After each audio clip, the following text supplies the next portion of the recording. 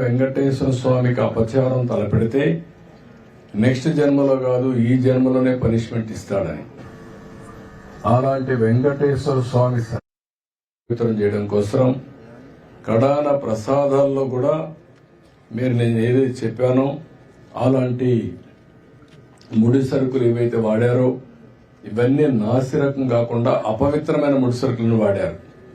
ఆ విషయమే ఈరోజు టీటీడీ కూడా ఎంక్వైరీ చేసినప్పుడు, టెస్టులు చేసినప్పుడు బయటపడిన వాస్తవాలివి.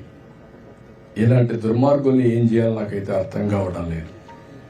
ఓసారి బాధ, ఆవేదన ఉంటుంది, కక్కుర్తికి కూడా అద్దులుంటాయి. కక్కుర్తి కూడా అద్దులు లేకుండా ప్రవర్తించి అంటే మేము ఏమైనా చేస్తాం అనే అహంభావంతో ముందుకు పోయారు. అందువల్లనే ఇలాంటి సమస్యలన్నీ వచ్చాయి. ఇక్కడే కాకుండా మీరు చూశారు తిరుమల పైన ఎంత మొత్తం శానిటేషన్ దెబ్బతీశారు, ప్రసాదాలు దెబ్బతీశారు, చాలా విన్యాసాలు చేశారు. విన్యాసాలు చేసి పైశాచిక ఆనందాలు పొందారు. అందుకే నేను చెప్పింది ఏంటంటే ఈ రోజే కాదు చాలా రోజులు భక్తులందరూ మనోభావాలు దెబ్బతిని చాలా మంది చాలా విధాలుగా బాధపడ్డారు.